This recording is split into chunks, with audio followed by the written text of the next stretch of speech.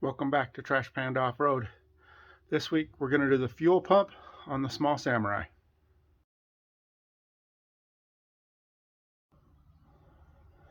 I'm not going to fire it up and show you, but because I pressure washed it and got everything clean again. But basically, let's see if I can get my stinky hand in there. Okay, so this pipe right here that I just pulled that off of, this one right here, comes off of the fuel pump. It was just dumping out oil. So I called Randy Gibbs and asked him what was up with that. He goes, fuel pump's bad. You can kind of see it's still got a little residue. I wonder if there's anything in this thing. Let's check real quick. Check this tube and see. See that? Oh yeah, it's full. So I put this on there so I could stop and actually drive it back around the shop, because I noticed it when I was trying to make a test drive. I still haven't test driven this thing. Every time I turn around, it's just a little something. Fuel pump. I also got two leaky brake cylinders. So I got to do the brakes on the rear end. And when I took the rear apart, I also noticed that I had two really badly damaged studs. So I did already buy two new studs, and actually one of these I had to grind out because it was just spinning and I couldn't get the nut off of it. And then the other one was already broken off. So I put two wheel studs in that when I put these back together after I do those brake cylinders. But today it's all about fuel pump. So in theory, shouldn't be a very difficult thing to handle. Got to move some stuff out of the way, but it looks like I'm gonna mark one of these so I know which one goes to what side. Should probably go back pretty easy. And then it's hard to see with all the wires and stuff, but there are two small little bolts that hold that thing on down there. Let's see, right there. See that little bolt there?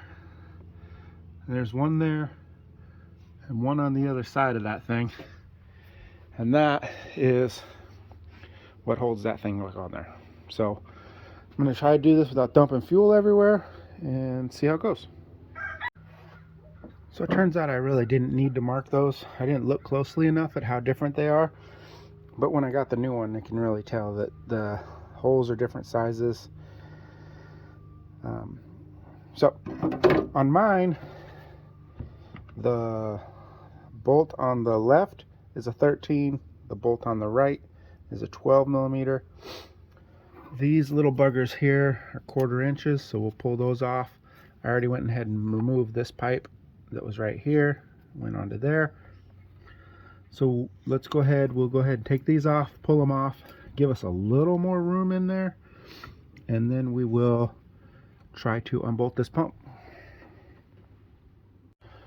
Once you get that thing off, there's going to be a gasket, and it's probably going to be old and nasty like mine, so I'm going to have to get in there and scrape this off to get the rest of that gasket material.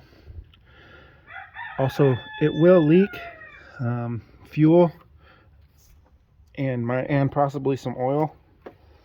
So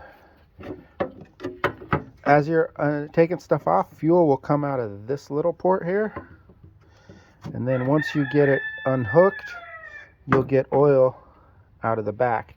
And that was the problem with mine, was that the seal inside of here was no longer valid, and so oil was coming in through here and squirting out of that vent there like crazy. And when I undid it, you can see I just dripped oil all over the back again, which is unfortunate because I just pressure washed it. I know it looks like heck with all the dirt and still that's down there. You should have seen it before I pressure washed it. Holy mackerel. Okay, so scrape off that material. The new pump comes with new gasket, so we'll scrape that off, put the new gasket in there, and we'll start the reassemble process. Old gasket's cleaned off, new gaskets set in there. I know some guys use like a little RTV or something like that, something that's gas proof or oil proof or any of those chem type of things. I just run the gasket. It comes with two, so if that one fails, I always get another one. So got that all put back together again. And the way this pumps work, there's a little nubbin inside the engine that pushes on this thing, and what that does is that forces the fuel. See that? There you go, fuel's moving around now. But anyways, you can't see it, well, maybe in there towards the top there's a little nubbin that pushes on this piece right here. So, oh geez, that thing's still got a lot of fuel in it. Oh well. So this thing's gonna go in just the opposite of how the last one came out.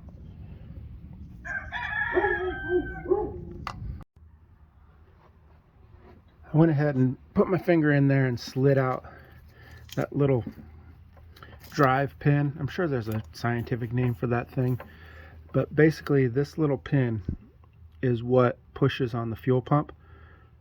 And so what you want to do is before you put your fuel pump in, go ahead and push it all the way back in there to make sure it's seated in the back. That way when you take your new fuel pump and go to put it in there, it'll slide all the way in. And then you need to make sure that that little post we talked about is all the way back, and it's like less than 1/8 of an inch away from the back of, yeah, stick your finger in there, of the back of the block there. If you need to, put like a 17mm on the nut there, rotate the engine.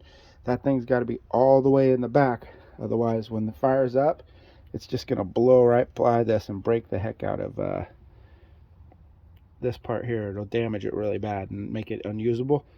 So make sure that you have that all the way back in there, and plus it'll make sure this thing slides all the way on. Also, if you don't get that thing cranked down tight, you're going to end up with an oil leak right back there on top of the transmission. You'll see it start to fill up with oil right there.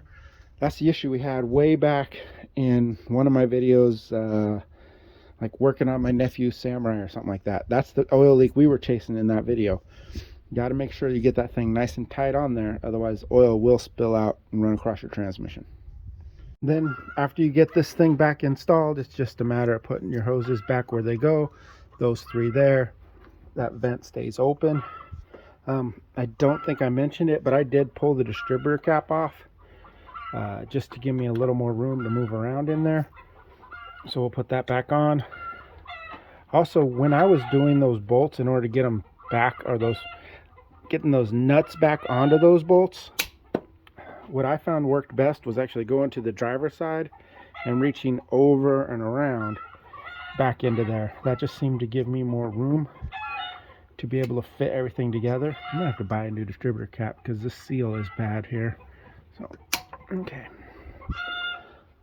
So that's about it. That's how it goes. Quick and easy. It's in there and it's running. But we got a couple of things we need to discuss. Number one, the pump from Import Direct does not fit. So if you're a fan of O'Reilly's like I am, that's not the right one. The little beak, the fuel pressure pump that actually makes it move, the rod inside the engine, it comes way out and it just blows right by that because it's not, the angle isn't right on it and it's way deeper, so it never actually even fits all the way in. So don't get the one from Import Direct. If you're a fan of O'Reilly's, you're gonna have to go somewhere else. I went to NAPA. Let me show you here. That's what you need right there. It's probably backwards because it records backwards, but that's the part you need from NAPA. And even with that one, you still got to make sure that when you're putting it in, it's got to go in fairly level or even tilted up just a little. If you scoop it in like that, it's going to end up going underneath that bar and missing it and won't get pumped. So those are the small little issues that you can have with this thing. Other than that, good luck. Hopefully this works out for you guys. Thanks a lot for watching, and go ahead and subscribe to the channel if you want to see more Suzuki content.